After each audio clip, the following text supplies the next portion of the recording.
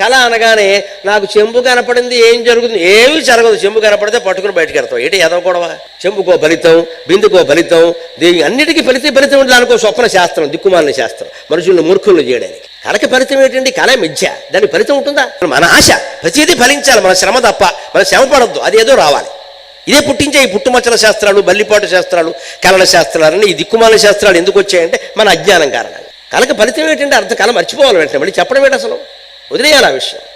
కళ వస్తే ఆలోచించే విధానం అది కాదని ఇలా ఆలోచించండి, అద్భుతమైన జ్ఞానం కలుగుతుంది. మరి ఒక జీవుడు కేవలం ప్రతిరోజు పడుకుని ఇన్ని రూపాలు ధరించి తన ప్రపంచం తానే సృష్టించుకుని, తన మాటలు తానే రాసుకుని, తన అవమానాలు తన సన్మానాలు అన్ని రూపాల్లోనూ తానే భరించి చివరికి మెలకు వచ్చాక బయటపడ్డం నిజమైనప్పుడు శ్రీమన్నారాయణమూర్తి క్షీరసాగరంలో శయనించి ఈ విశ్వమంతా తానే రూపాలు ధరించి, ఈ విశ్వమంతా సన్మానాలు అవమానాలు ఆయనే భరిస్తూ అంతిమంగా ప్రళయకాలంలో తేరుకుంటున్నాడంటే నిజం కాదు. పిసినగొట్టు వాళ్ళ బతుకుతారు కొంతమంది, జులాయిగా ఖర్చు పెట్టేవాళ్ళు కొంతమంది. అయితే అసలు గట్టిగా ఖర్చు పెట్టినా లేకపోతే దానం ఇచ్చినా కూడా ఖర్చు అయిపోతుందేమో అన్నట్టుగా పిసినగొట్టులా బతుకుతారండి. ఎవడైనా వస్తాడేమో 12 గంటలకు ఇంటి తలుపు వేసేస్తాడు, ఉన్నా కూడా లేరని చెప్పమంటాడు. అలాంటి వాళ్ళు పూర్వం ఉండేవారు, ఇప్పుడు కూడా ఉంటారు. ఇంట్లో ఏది వృధా అయినా సరే పెళ్ళాం మీద రంకెలే, ఎద్దు రంకేసినట్టే.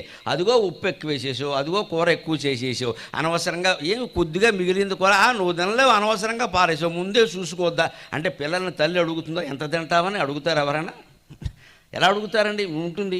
75 ఏళ్ళు వస్తాయి, ఇంట్లోనేమో ఎవరు గౌరవించేవాళ్ళు లేరు. అందుకని ఎవరో యాత్రా బస్సు ఏదో వేస్తారు, అందులో ఈ దంపతులు ఇద్దరు ఎక్కుతారు. ఈయన చెయ్యట్టుకుని ఆవిడ నడిపించాలి, ఆవిడ చెయ్యట్టుకుని ఈయన నడిపించాలి. ఇద్దరిని ఎవరు నడిపించాలో తెలియదు ఇక్కడ. వీరికి వీలు చేయరు, వారికి వీలున్న చేయరును, ఇన్ని ఉంటాయి ఇక్కడ.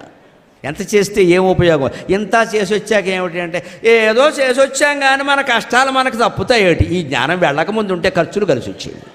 ఇంత చేసి ఈ అత్తగారు అక్కడికి వెళ్ళి ఏదో ప్రసాదం పట్టుకొస్తుంది, అది ముందు కోడలికి పెట్టదు, కూతురికి పెడుతుంది, వచ్చింది పొల్ల అక్కడ. ఇంట్లో ఉన్న కోడలికి పెట్టదు, అమెరికా ఉన్న కోడలో ఉన్న కోడ కొరియర్ పంపిస్తుంది. ఇక్కడ వీడికి మంట ఎత్తింది, నేను కనపడలేదు ఇక్కడ. ఇంట్లో ఉంది కదమ్మా, కూతురు లాంటి వయస్సే కదా కోడలది కూడా, ముందు అక్కడ పెట్టాలి కదా. మా అమ్మాయి అలా చేయలేదు, యాత్రలన్నీ చూస్తూ ఉంటుంది, ముందు దానికి పెట్టాకే ఎవరికైనా. అంటే ఇన్ని తీర్థాలు తిరిగినా నీ కోడలు కూతురు సమానంగా నువ్వు చూడలేకపోతున్నావు అంటే నువ్వు కైలాసానికి వెళ్ళినా మారవు తల్లి, నమస్కారం. పైగా దాన్ని జరగొట్టేస్తాం మనం ఈ పక్షపాతాలతో. అంచేది మనస్తత్వం ముందు నుంచి మార్చుకో.